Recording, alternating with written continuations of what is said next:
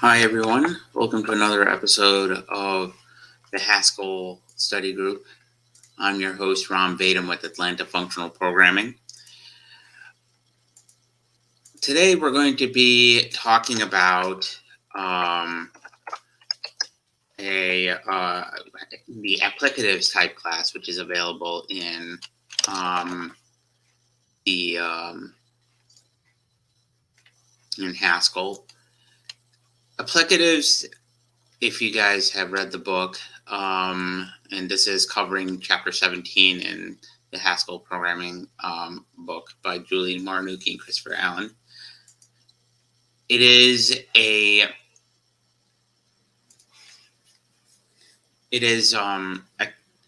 can be thought of as a monoidal functor. It's combining the monoid type classes as well as our functor type class, which we've discussed the last few weeks. Before we get started today, for those of you who are wondering what happened to the functors, the last section of the functors stream from last week, unfortunately, we had some technical difficulties, and it looks like that stream needs to be updated. So those who are watching this later on, just letting you know that the last part of the functor section will be streamed after this particular talk on applicatives. But feel free, I will go ahead as part of our playlist on the YouTube channel, switch them up so that the order is in the correct order. Before we get started today, just a few announcements. One, as usual, Atlanta Functional Programming is looking for speakers. If you are interested in joining us in providing a topic on anything functional programming related in your language of choice, it could be even a different language than other than the ones that we're covering in this discussion. It could also be even Common Lisp, Haskell, Scheme, Racket, anything that you want to talk about that's functional programming related. Feel free to drop us a line. I am Bugram on the Functional Programming Slack channel, as well as Tech404 for those of you who are in the Atlanta area in the Atlanta Tech Community Slack workspace. And I'm Bugram on the Lisp Discord server for those of you who are on the Lisp Discord server as well. We're going to begin today with a discussion of monoids and semigroups and functors as a review to kind of start the conversation on what applicatives are about. The main reason that I want to go through this is primarily to give us a kind of a refresher, just to kind of get us back on track for monoids and semigroups, which we haven't covered for a while, as well as for those of you who haven't touched our functor lessons, to give a quick overview on what a functor is so we can move on. If you want details, of course, please feel free to watch our earlier videos on the subject matter before you watch this particular stream. To get started on monoids and semigroups, remember all these algebras, whether it be monoids, semigroups, applicatives, and eventually when we start talking about functors, and as well as when we talk about monads, they're all implemented as type classes inside Haskell, all right? It's important to know that these are type classes in Haskell because in order for you to register your type class and to make it part of one of these things, you have to define certain operations, which means you're defining an instance of that type class for whether it be monoids, semigroups, functors, or applicatives, or even eventually when we get to monads. This is important because if you do not have a registered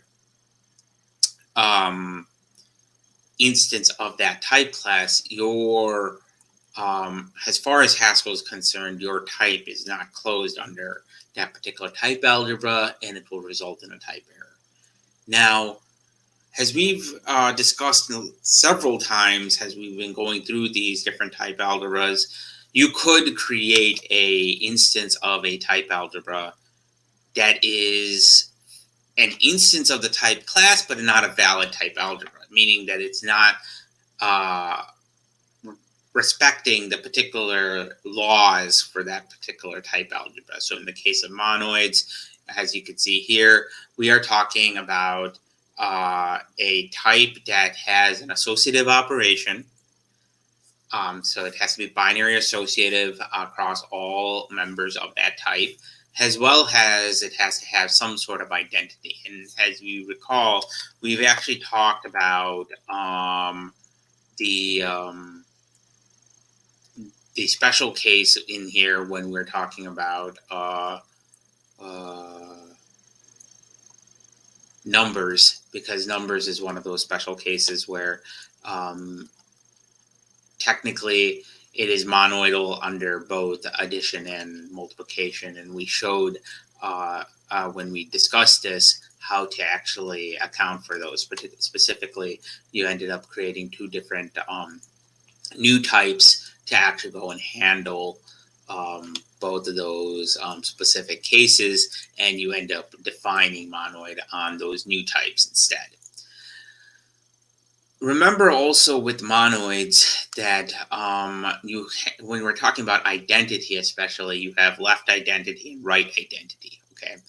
Left identity and right identity, as you can clearly see here on line 16, is basically nothing more than the fact that if you specify the identity on the left-hand side, and right identity is you are operating from the value to the identity from the right-hand side. So if star is some sort of operation, I star x, and x is the left identity, and x star I, where I is your identity, value is the right identity, and both of these must be equal to each other, right? Semigroups is a special case. Semigroups are basically the fact that you have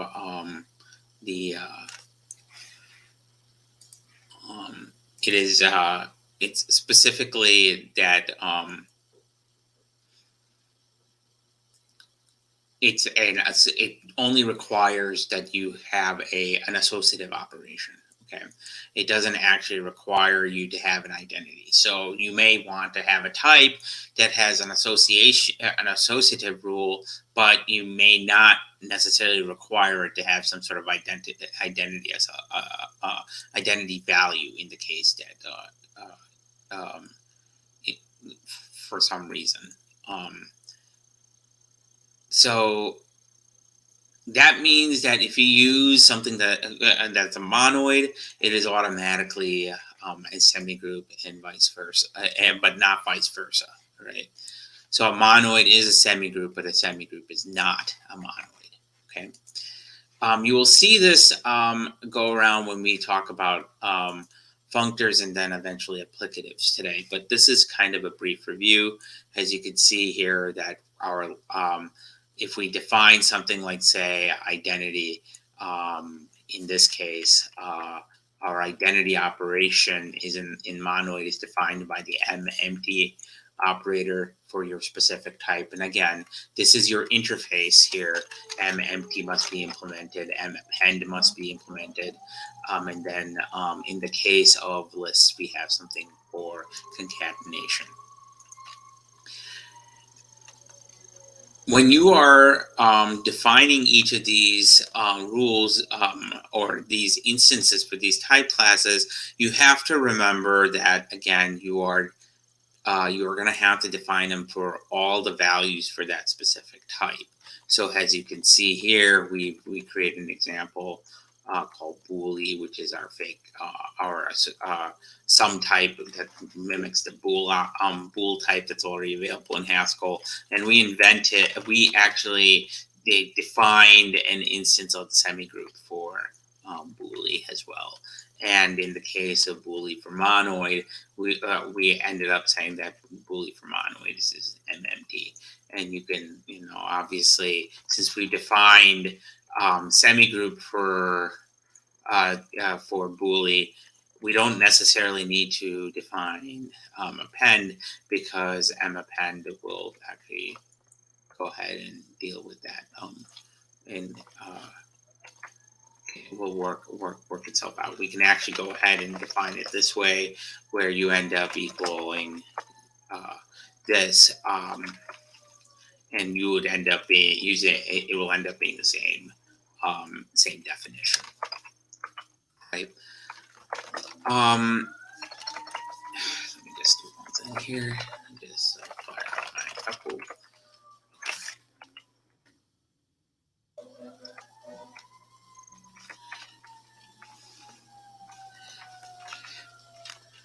All right. Cool. All right. Now again, from monoids to semigroups, we have also a quick review of functors. And again, for functors, it's really not that far of an understanding. Basically, a functor is nothing more than it's another set of operations for your algebra, but it's a functor is defined as something that has identity and can be composed. All right, and something mainly that preserves the structure over when you apply a function. All right, so a functor basically again is nothing more than you are applying a function over some structure while preserving the original structure. You are still mapping to each of the underlying values and applying the function to each of the underlying values, but the original structure stays intact. Okay, this is very important when we start talking about applicatives, because applicatives have the same sort of rule. But just remember that functors, as we've discussed last week and last few weeks, they have identity and compositionality, and they must preserve structure, right? Which brings us to the topic of what an applicative is. All right. To begin with, I'm just going to go ahead, and I think it's already defined from it's already defined in Haskell, some prelude. I'm going to simplify this just a little bit, but this is how applicative is defined in the prelude in JHCI, right? One of the things that's immediately noticeable here, and this goes back to what our definition is of what an applicative is. It's a monoidal functor.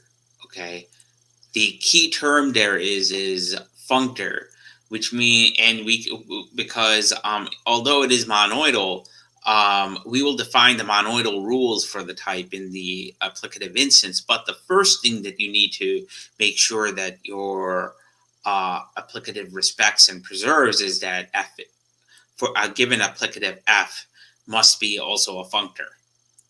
All right, and you can actually see that here when we look at the fact that there's a constraint on f in the type class. When you are defining your applicative instance, you must also define the functor instance for that applicative. All right. The reasons for this are fairly obvious, but I'll just reiterate them here.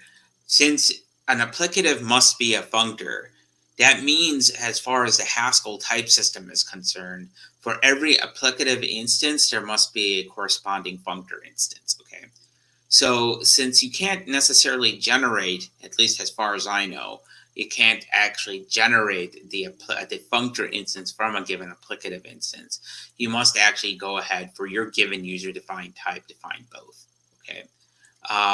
We will talk about this when we go through the list applicative, but it is something that you must know, that some of this cannot be auto-generated, as far as I know, for user-defined types. You have to go and define the instance for the functor. You have to go and define the instance for the applicative.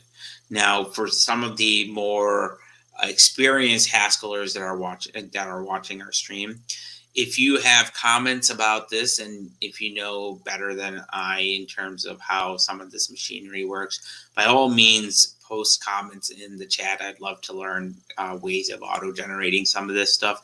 But from my understanding, such a generation does not exist because, again, certain rules must be respected from a law standpoint, a algebraic law standpoint, that is. And since the type checker does not really deal with handling the checking of a specific algebra at that level, such a generation would be impossible to validate without adding additional quick check rules. And if you're generating all those rules, you may as well go ahead and do it yourself, right?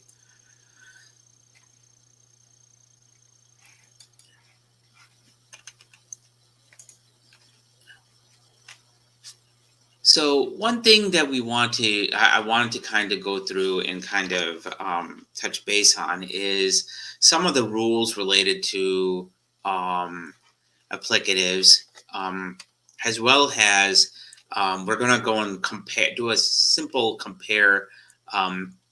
analysis, a comparative analysis to the functor type class instance, just to drive some of this home, because I know that the book covered some of this stuff, but it's still kind of rattling in my head, and I thought it would be good to discuss some of this out loud just to make sure that we are all on the same page, and more importantly, I actually kind of understand what's going on there. And folks have questions and comments, go ahead and post them. I'll give you my best ability on this, as we are all kind of learning this together.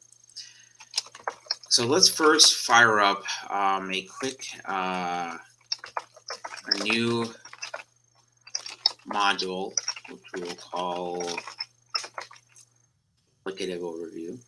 All right, let me go ahead and do this here. Now, the applicative has a couple of rules related to its preservation, just like the monoid, the semigroup, as well as the functor. All right, because the applicative must behave like both a monoid and a functor. We have to make sure that some of the rules associated with functors are preserved, as well as some of the rules for monoids. One thing to be aware of, and one thing might be important to note, is if it has to behave like monoids and functors, why is it that we don't have a type constraint on F to be monoidal? That's a good question. I really don't know how to respond to that, just because I actually was looking into this myself. My best guess is the underlying functor itself doesn't have to be monoidal, but I think the type upon which it is being mapped over must be monoidal. But that is, again, a guess. I'm not sure where the monoid piece is actually being applied here. But again, as we work through this, I'm sure we'll end up figuring some stuff out. All right. So, couple things to talk about before we start going through and diving deep into the applicative laws and its identity. And those are the signatures that we are dealing with in this applicative type class, all right? The first thing to note is this function that you see here called pure, all right? This is an important function because although it does something what most people would say is a fairly boring operation, it's simply taking a type A and mapping it to the functorial structure FA. It is important because it is providing a sort of a structural identity operation that we would need to respect, and we'll see later. All right. Because it is one of the laws for the applicative law that it needs to like adhere to in order for something to be a valid applicative. And again, it's a type class. If you don't define it validly, the type checker won't do anything. You're at the mercy of your quick check test to make sure that you have a valid applicative following those laws. The next thing, though, to keep track of is this guy right here, which is the star operator, right? And the reason for this is and again, this is called also apply. It's or app. But it basically allows you to apply a function on a functor. It will take your functor instance and a function that takes an A and returns a B, and it creates a functorial function here. The one thing that to be aware of, and I'm just going to go and copy this guy here just to do a quick comparison. We might have, say, in functors f. Okay, so if we look at the functor definition of fmap. Okay, recall fmap, which is also this. It's going to take an A and a B, and it returns an f of A and an f of B. And we'll see this here as we go to this and look into the actual operation there. If you compare this to the applicative of f, which again, remember this is a functor f, so now a functor applicative is a functor. You'll notice that this guy signature is very similar to the fmap signature, right? With the only remaining difference is being the first argument is being the actual functor itself, right? And actually, I think it's more importantly that it's f being applied onto this function. All right, the functor f is being applied onto this function. All right, so the reason for this is the f is representing the functorial structure upon which that we're going to be operating on, and that we're going to be preserving.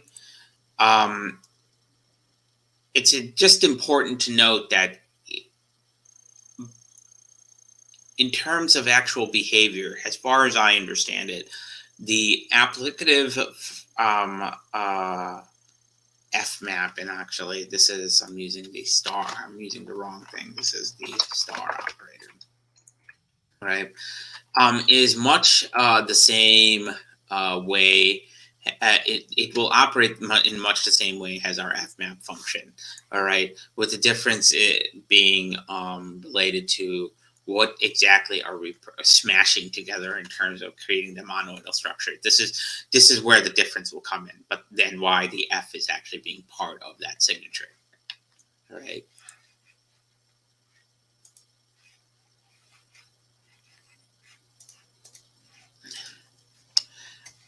Again, if you go and look into this other thing before we continue, you may have noticed that there's these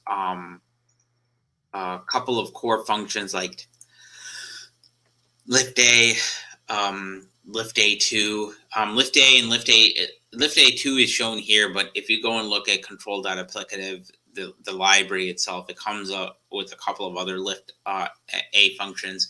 These essentially do the same thing as the star operator here, except it's lifting everything into the functor space. Okay, this goes back to what we talked about when we talked about lifting last week, or in the week prior. Lifting is again this peeling off of the structure to actually get access to the underlying value. Okay, so this function is actually constructing a function that will construct these values and then pass them in as parameters into this other function here. Now, it may look a little confusing when you're looking at the signatures, thinking that it's transforming them in here. But again, when you define your own applicatives and your own functors a little bit more, you will end up seeing that there's a lot of machinery behind the scenes that makes this fairly straightforward, right?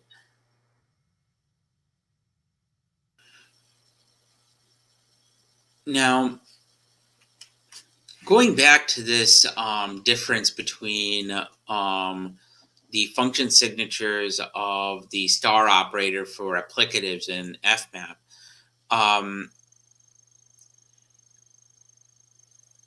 the importance of this functor f being here is what makes the applicative functor not only a functor but a monoidal functor, right? It basically first says that an applicative has a functor, all right, and it also preserves the laws of both functor and applicative, okay, which is something that we're going to touch base on, okay. Mainly, the one thing that you will see later on when we look at the rules is given fmap on some sort of x, all right, where f is and x is some sort of structure that has a defined functor instance, okay. This is equivalent to essentially doing pure f, which is going to lift the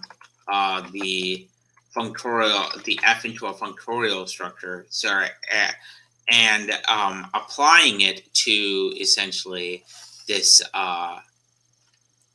functor, well, this type that has a defined applicative, or in this case, an applicative and a functor. All right, this is something that's going to become clear when we start looking at the list applicative. All right, we could see already some quick examples of this, just to give you kind of what a taste of this, and this is something that I thought was pretty neat in section 17.3 of the Haskell book, and that is, this basically shows that law that that equality that I just showed you earlier, that essentially if you try to fmap a function across, say, a list, this is equivalent to, say, if you pass the function f and apply it to a list as well, right? This maintains that functorial structure and those laws that we've already discussed up until now.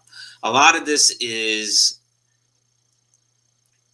building on stuff that we've learned previously, okay?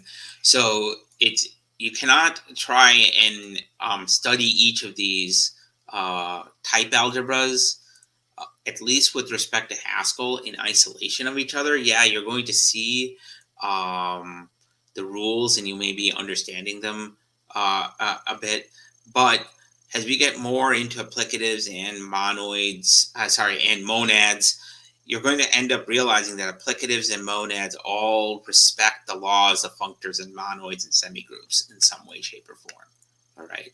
So the order in which you want to make sure you understand all this is you want to start with, and this is kind of what I kind of like mapped in my head, and obviously to each his own. But I think the simplest thing to understand first is semigroups, which is talking about the notion of associativity, and then work your way up to monoid, which is talking about associativity with identity, and then talking about functors, which is talking about compositionality. It's adding identity and compositionality into the mix. Okay, so you're talking about function composition here. All right. And then you can go and talk about applicatives, which is now identity and compositionality plus associativity, right? Because remember, you need associativity, compositionality, and structure preserving from functors. You need identity and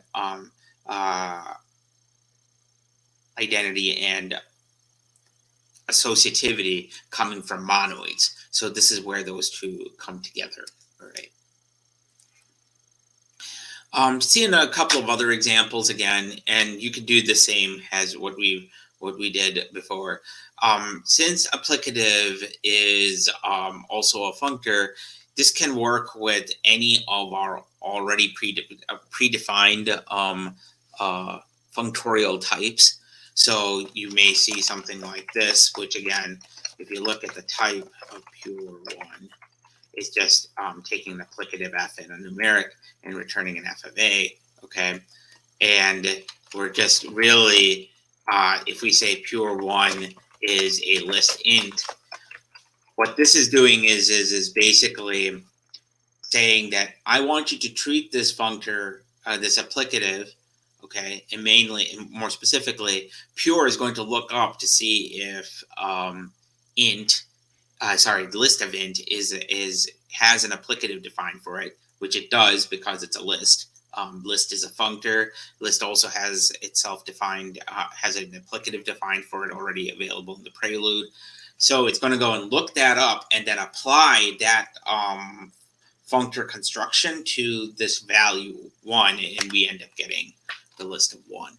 Okay, we're actually going to see this for any type. If you're passing in pure 1 alone will just give you the value itself, okay?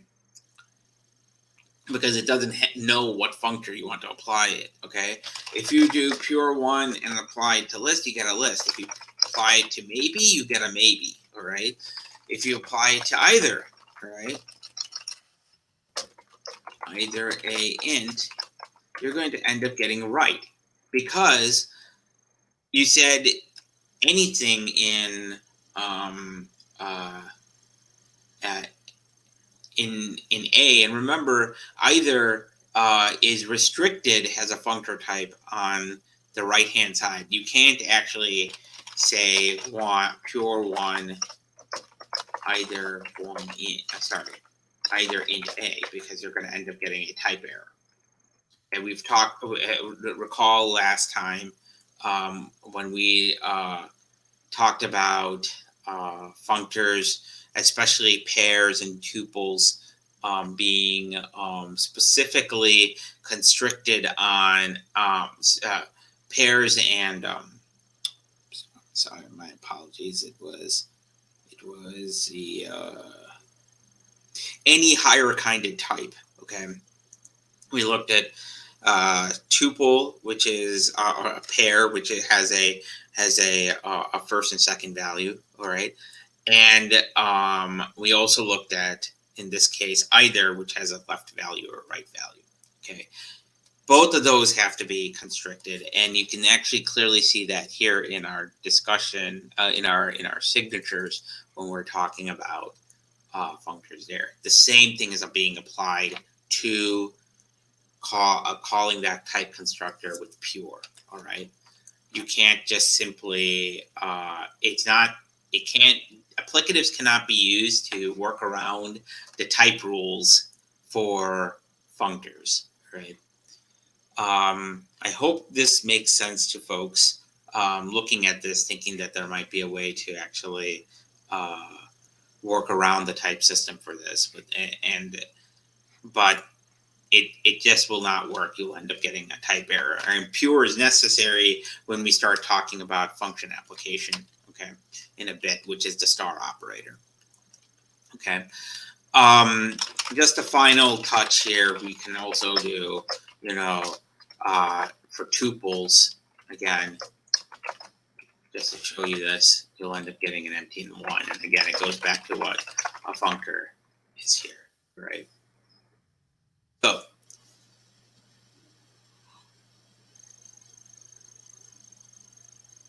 when we looked at compositionality, okay, up until now, we've seen 3 different operations or operators with interesting and very similar function signatures. Okay, the first one is our dollar operator. The dollar operator is again the same as you composing different functions. Okay, if you recall, it's equivalent. It's basically a shorthand to the dot operator that's available. Okay, which is composing, functions. Additionally, though, we've also seen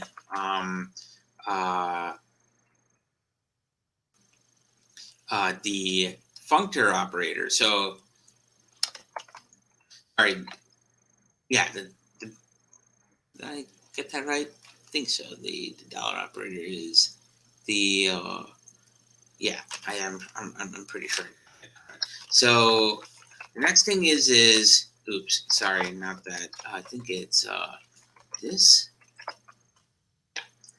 So this is our functor map operator. Okay, that will allow us to compose different functors together. Okay, so let me compare that to our dollar operator. The only difference between what we saw earlier with the functor and our dollar operator for composition is we now expect the output of the function to actually be taking an f of a and returning an f of b, all right, where f is the functor data constructor that we're actually passing in. So in this case, f of a is of type functor f, and then f of b is also instance of type functor f, all right. But now we've also seen this guy in the mix, all right, which is our applicative, and we have this the same signature yet again. But now we've added the fact that not only do we want a function a being passed in, that returns b being passed in to give us our functor operation, and that can be used for math, but we also have now this functor f being part of that signature. So what is this all about? So remember, the dollar operator again is just nothing more than providing right-hand side precedence. So to give an example of this, okay, remember, let's say that we have a function, say add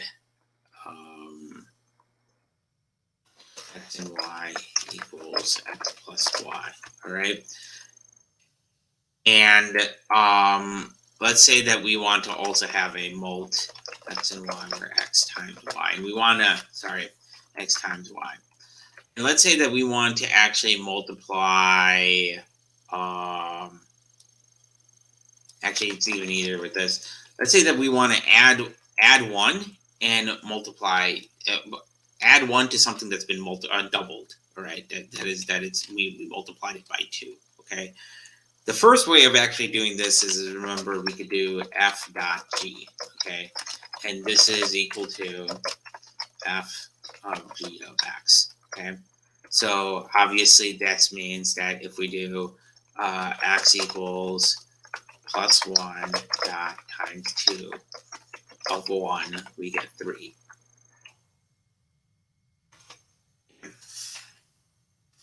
So, but additionally, we can also do dollar, which is a notation that basically says that, you know what, without adding an extra set of parentheses, all right, so you could also do this times 2 of 1, okay, which is 3. Instead of doing that, you can actually go ahead and call the dollar operator and say this, and it'll know to apply times 2 first and then add 1. And you get the same 3. So these are all functionally equivalent, okay? It is the next step above that is we are using with this operator, which again, remember, it's a shorthand for fmap, okay? What we're now doing is we are doing taking our function f, which let's say is plus 1, and we're lifting it, which means we're unwrapping the underlying structure that we're going to and applying that function to each of the individual values. This is why if we do this, we end up getting 2, 3, 4. Because what we did is, the concept of lifting is, again, getting at the underlying values of a particular structure and creating a new instance of that structure. In this case, we are grabbing each of the values of lists, and then we are applying +1 to each of them, and we've converted this. That's what this notion of lifting is. So what does the star operator do, right? And why does this get to why is this monoidal? All right. So the star operator basically, again, to reiterate what this is going to take a function that returns a B. Okay. So it's going to take an A and it returns a B. That's what A or B stands for. All right.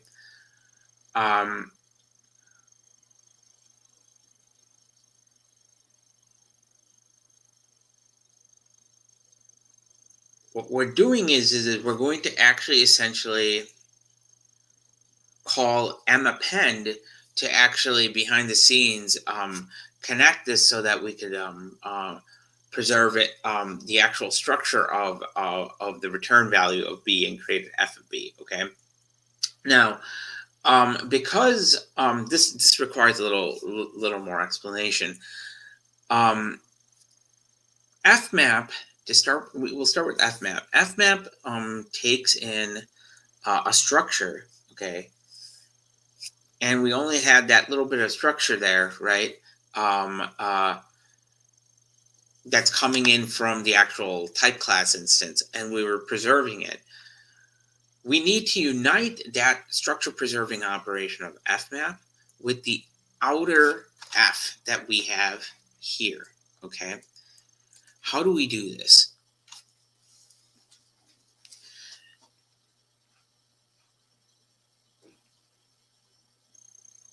Well, the first thing to note is that this f is going to be the same throughout this operation, right? It's going to, and that means the functional structure is going to be same. In fact, we're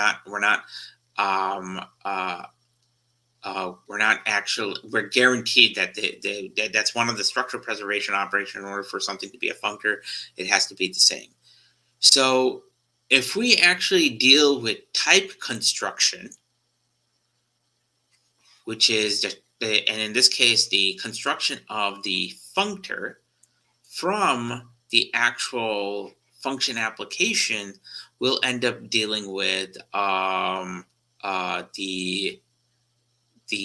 you can actually preserve the structure preservation operation that functors like it, and still be able to apply this at a higher level. That's what the monoid part is. Like, if you recall what mappend does, okay, this is exactly what that it takes two values of one type and it returns one value of the same type. Okay, so if f, which is a functor, is also a monoid, then we can actually use mappend to actually go and connect them together, so that this way we could create our applicative. All right. So you could think of this star operator as being the combination of two different function definitions. All right. A definition for mappend, all right, which in this case will take in a functor f, and which we'll say is we'll use the type signature of mappend here. Okay, so monoid of f will take an f and return an f. Okay, but in this case we're going to take two arguments that are the same type and then return the a. All right, and what we're going to do is we're going to end up having also the composition piece coming in, which takes in a function a to b and returns us a and goes to b. All right. This is essentially what we saw earlier when we looked at dollar. All right. So that's what the star operator, the apply operator, does. Okay. So the star operator is nothing more than a map with, or in this case, a f map combined with a m append. All right. Let's see this with some examples. Okay. So we're through this definition of star, and this is the reason why you will not get you will not see this defined for f. We're kind of expecting. So if we go and look at T-monoid, I-monoid, you'll see that monoid is defined for various types here, and one of which is our list, and there are many other ones that are defined.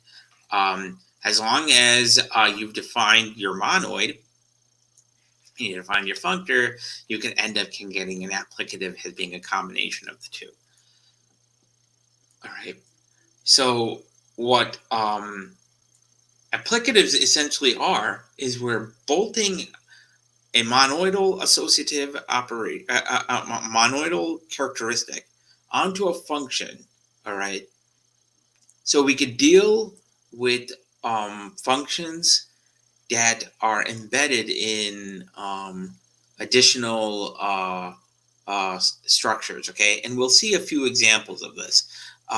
Let's take the simple example of list, all right?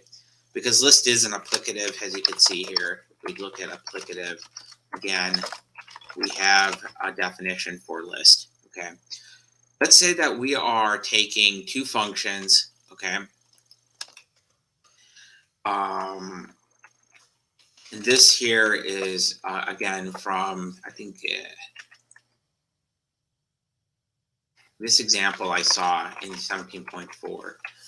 And I think I'm starting to get the hang of this. So let me see if I can explain this example here. So let's say that we have a list of two functions that we want to apply, all right? Instead of using composition to create the function, so we could totally do, for example, this, okay? I'm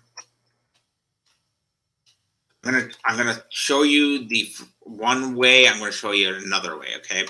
So with list is a special case. List is an applicative. It's an functor. It has a monoid structure, but list also has basic map. So different ways of applying a list to a map, but you could probably see this applied to many other types of structures too, is the following. You can always, let's say that we're dealing with the use case of doubling and then actually we're going to go ahead and triple the value, which is we're going to multiply by 3. Okay, we're adding it 3 times. And then double that triple, all right? That result, okay? So essentially this is going to be equivalent to, i.e., f of x is going to be 2 times 3 times x, all right? This is essentially what we're going to be dealing with, all right? So if we wanted to do this on a list of values, let's say we have our good old friend, we'll call this 1, 2, 3. Okay. So x is now 1, 2, 3. One way to actually apply this function, okay, is using map. Everyone remembers map. We can apply this using $2 dot times 3.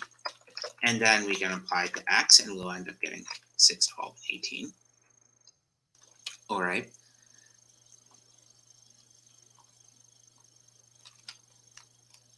The other thing, though, but what this is not actually going to work out in the same way. We can also, though, let's say, apply this to uh,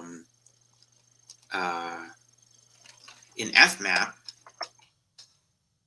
We could do this times 2 dot times 3, right? And you'll end up getting the same answer. Now, you might be thinking, oh, that's great. Is this going to happen the same as applicative? Well, not really. What's going to end up happening is we're going to end up, if we end up using applicatives, what we'll be able to do is we'll be able to generate all values, all the maps of maps, and we'll be able to reduce all of them. What that means is let's say that we want to use case of doubling every value and tripling every value. In the previous of a list of 1, 2, 3. Okay? In the previous two cases, you're going to have to, obviously those breaks down because we're actually getting multiplying by 6, right? We're doing 6 times 1, 6 times 2, and 6 times 3 there, right? We're going to have to change, we're changing up the use case here, right? The applicative use case is slightly different. What it's going to do is now we're going to end up essentially having the same thing as, so in this case, if we're using map, one way of handling map is going to be, we could say our result is going to be the map of multiplying 2 on x concatenated with the map of multiplying 3 on x, and we'll end up getting wait a second. Yeah, so first we're going to have to probably create the two lists here. So we'll do map multiply 2, well, let's call this doubles equals map multiply 2 on x, and our triples is map 3 on x. So our doubles is 2, 4, 6, our triples is 3, 6, 9, and then now we're going to have to do, let's see if we could do this. Oh, right, I'm going to have to call mappend on doubles and triples, and then we'll get 3, 6, 9. Okay. Same thing with FMAP. You can use because map and FMAP are kind of like the same thing as we talked to. At least when it comes to lists, as we talked about before, map is kind of a convenient way to doing what FMAP is on lists. So you'll end up having the same idea if you use FMAP for this. You're going to end up having to do this. Let's say this times 2 times this times, and I'm just redefining it, I know, for folks that are watching the stream.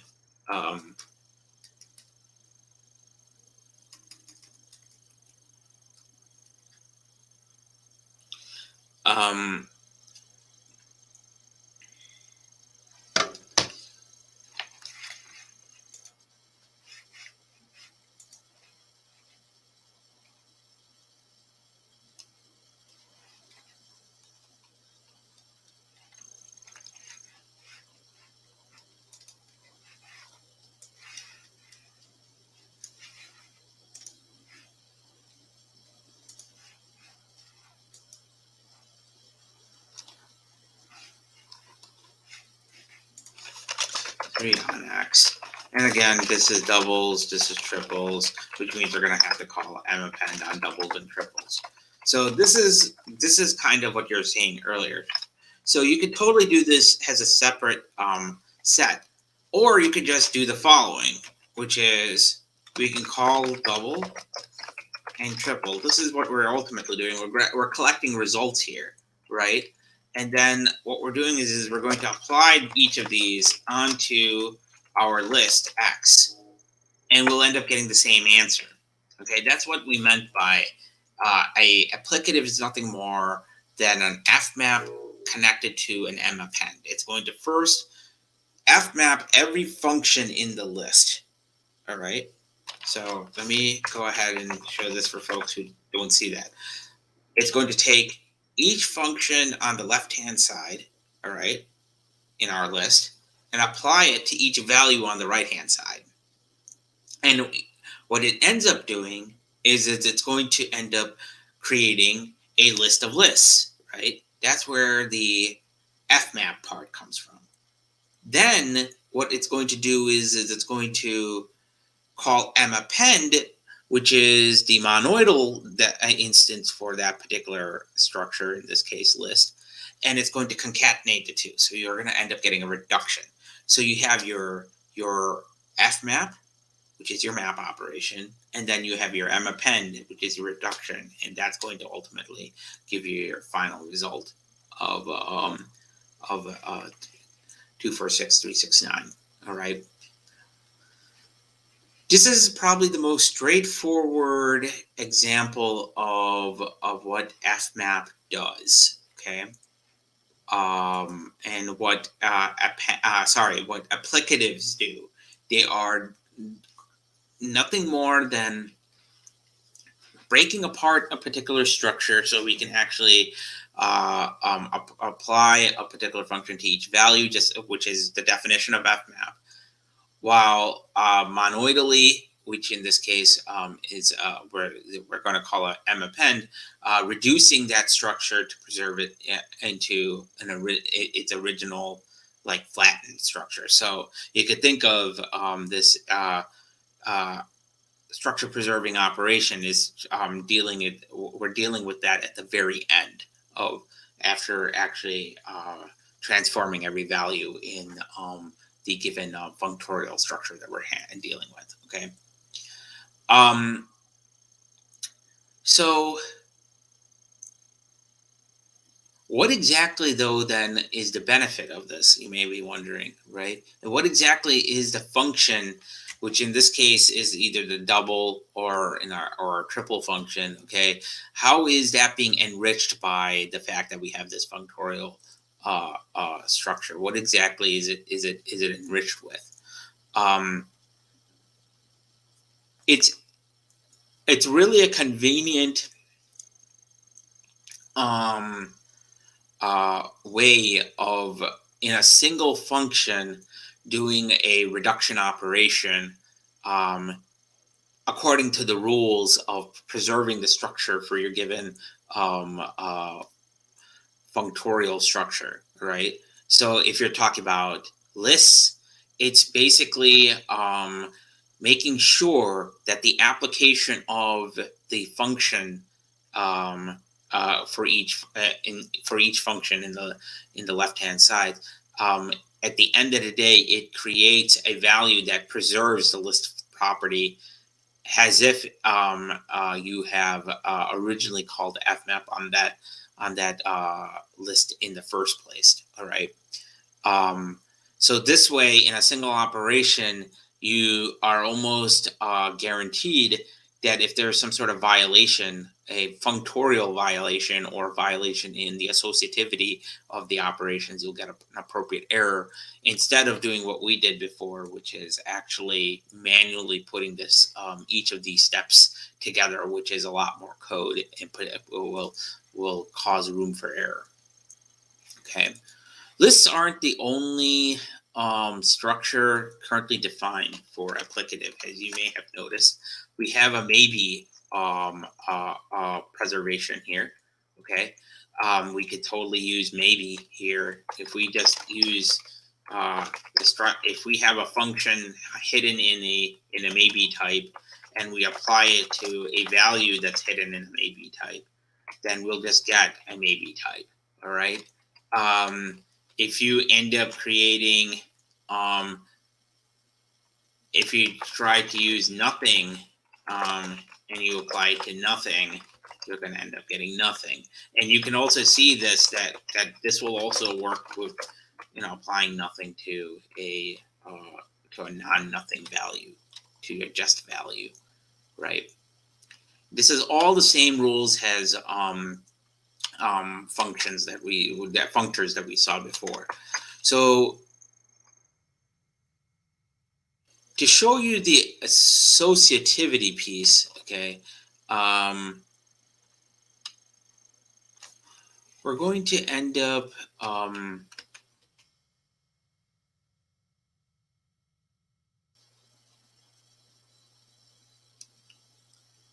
we're going to go back.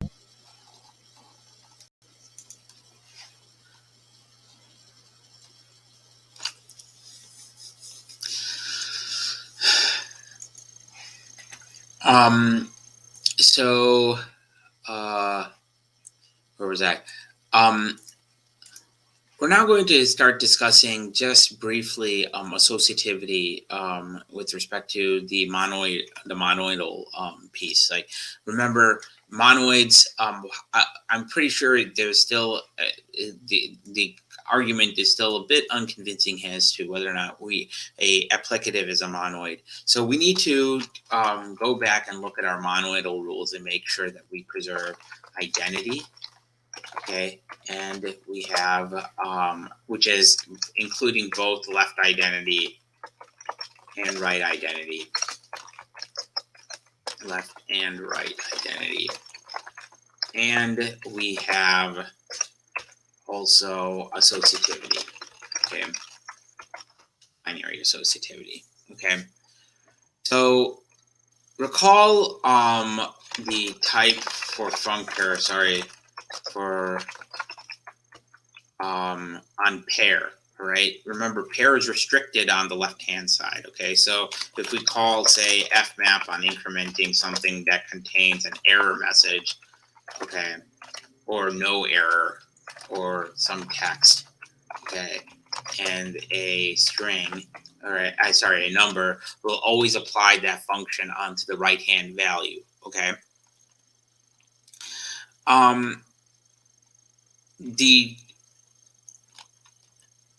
To deal with the monoidal piece, remember we need to go and talk about what is this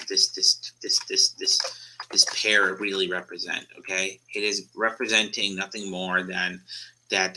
It's a special type of tuple.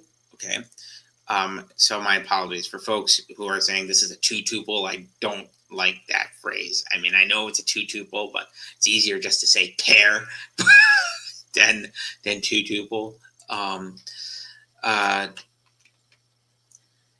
And remember, when we talk about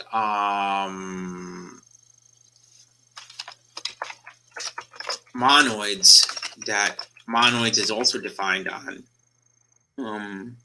pair.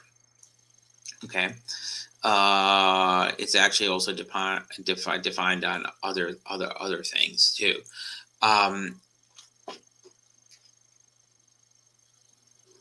So the monoid on pair is it'll take a monoid AB and return a monoid of AB. Okay, we don't necessarily need to worry about the actual second type there, okay, because we're going to apply our function to that type. But we still need the monoid for the first value, specifically the remember the left-hand value has to be preserved throughout the entire operation of the function application. Otherwise, first off, the functor identity is lost, as well as the very definition of what the fmap is. It's going to violate the type system when you are dealing with functors, because remember, functors cannot be defined on higher kinded types. Okay, so we need to use this structure and make sure that the monoidal structure for the left-hand side of our pair, our two tuple, is preserved throughout. And then we don't need to worry about what's happening on the second value of the pair, because the function application will work nicely in there, and it'll make sure it will preserve those operations. Okay, and we could see this, interestingly enough, if we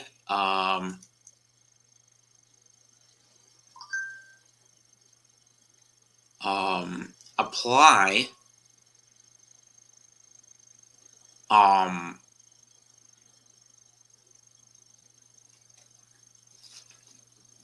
the monoidal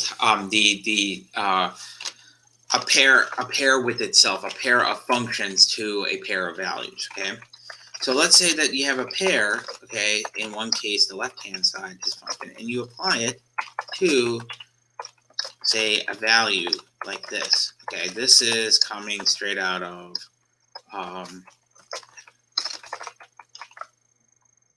this example is straight out of 17.5, if I remember correctly. This is an interesting example that I thought it would be useful. Oh, actually, this is still in 17.4. For folks who are following along. In here, we have on the left-hand side a pair that contains a string and a function, and then it's being applied on the right-hand side to, okay, and it's going to have a value. Now, when you look at this, you might be thinking, okay, this is a pair on the left-hand side, that's a pair on the right-hand side. It's going to apply 1 plus 1 to 0 and return 1. But what is it going to do on the right-hand side? It's not going to actually apply the function on it, right? But because in monoidal terms, appends of pairs can actually connect to each other, and it's based on the rules of how the pairs is. This will not actually throw an error. This is actually going to combine the values of the left-hand side and still preserve the structure of the pair. It's still a valid functor. This is particularly useful because the reason for this is, again, the monoid instance defined on pair says that we can actually combine whatever the first value is for each value of the pair, and we could combine the second one as well. So it does not matter that the functor for pair is restricted on the first value, but because the monoid is defined on A and B, all right, it's going to it's very interesting. It's how those are all combined. So again, I hope this convinces you. The rules of the monoid.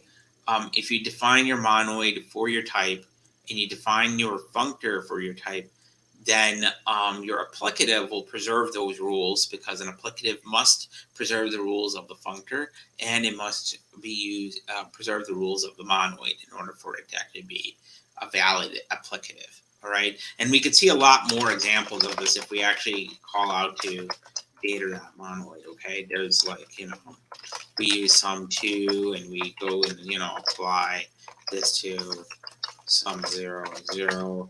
You can see that we have get sum2. All right,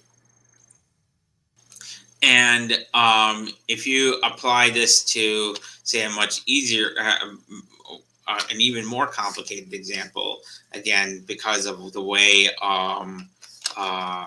products work, if you go and say product 3 plus 9 apply to, say, product 2 and 8, and again, these are some examples that are really interesting.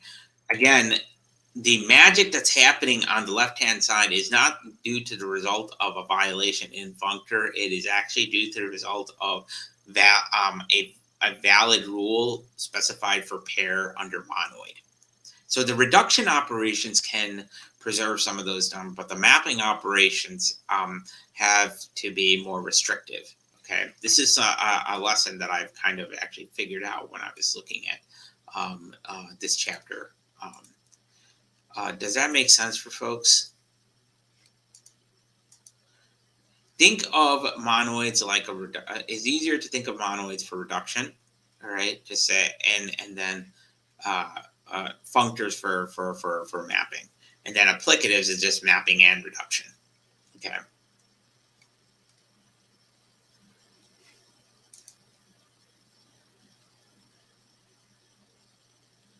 right. All right. So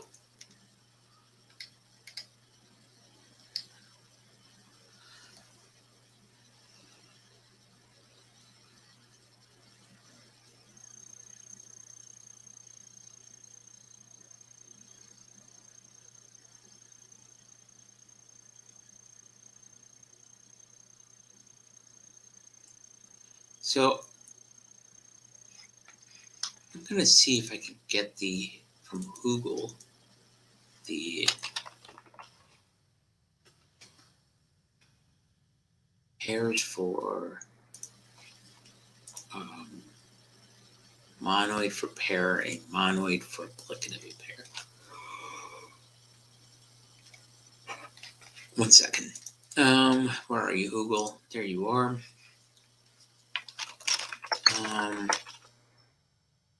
Is this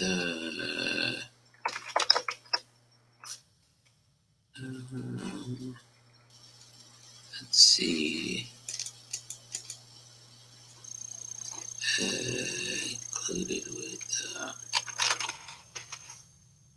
these preload. Okay, go back here and let's look at monoid and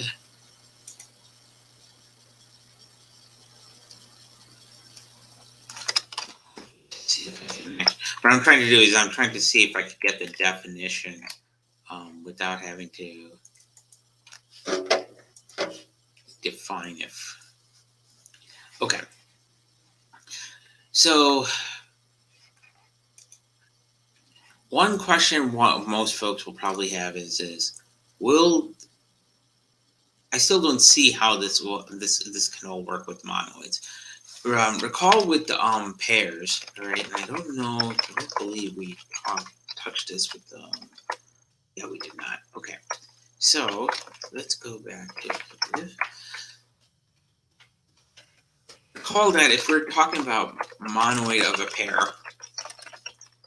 monoid of A and a monoid of B, okay, because we have A must be a monoid and B must be a monoid, okay, being type class instances, type constraints for the monoid of AB, A comma B for the two tuple. And recall that this here has an identity, okay, of being MMP, MMT, okay. And recall that when we're talking about appending in two pairs A in fixed M append,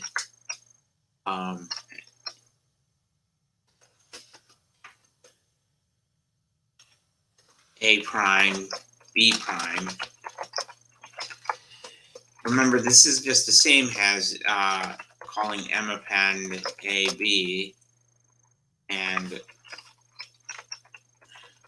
or using the infix notation. You could probably be easier.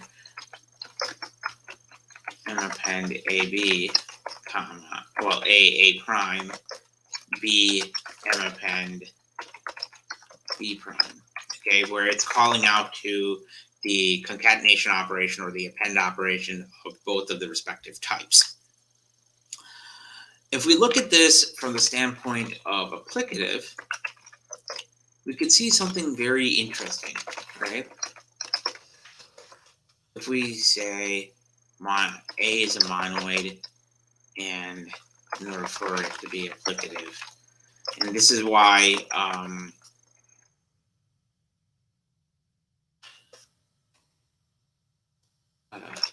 we do applicative, you end up getting functor F. If we do monoid, you can see that monoid is also going to be distinct. So we're actually just defining this on the pair. And remember that this here, where pure X is just going to be M empty, because again, it has to be empty on the left-hand side as a default, and X for our identity. And if we go in and try to apply this here,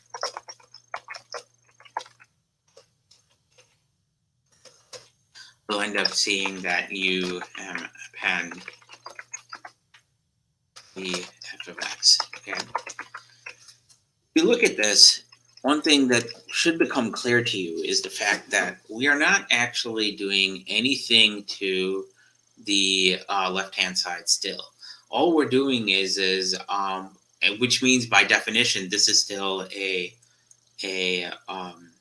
applicative is still preserving the structure and not violating the functor law associated for pair. Okay, but what we are doing is we are actually using a reduction operation through the mappend to actually go and append the left-hand sides of the u that's passed in with the function and the right-hand sides of the v. Okay, so this is where the reduction occurs, and this is why this associativity is preserved. Okay, so pure x preserves our identity, and we can easily I'll leave this as an exercise to actually go and try this out, because you can see very quickly if you try and do pure 1 comma 2, that this will preserve our identity of the actual pair. And if you end up calling anything, as we saw earlier, if you just do a 1 and a 2, and you try to combine it with a 3 and a 4, you're going to end up seeing that this will violate things, because numerics do not have a monoidal instance associated with them unless you specify an operation.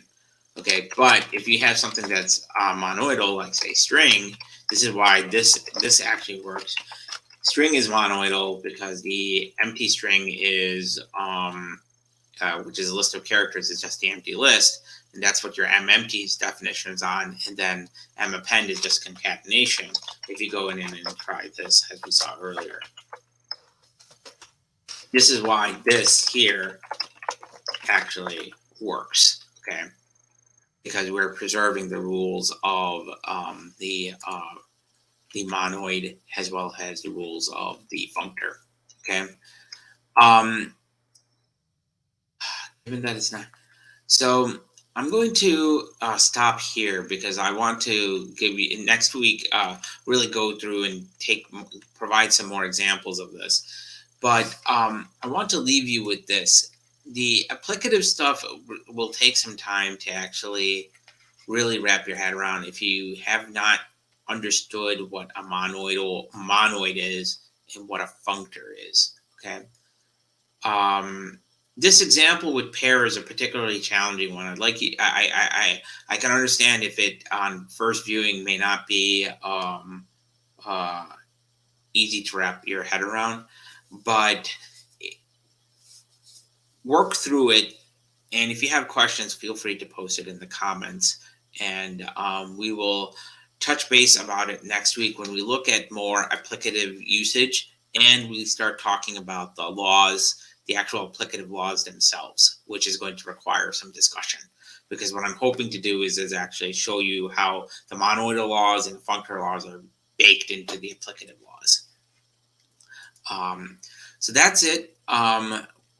Tune in for next week when we do part 2 of our applicative series. That's going to be covering 17.5 till the end of chapter 17. If you have any questions between then, feel free to drop me a line. And I'll see you guys next week.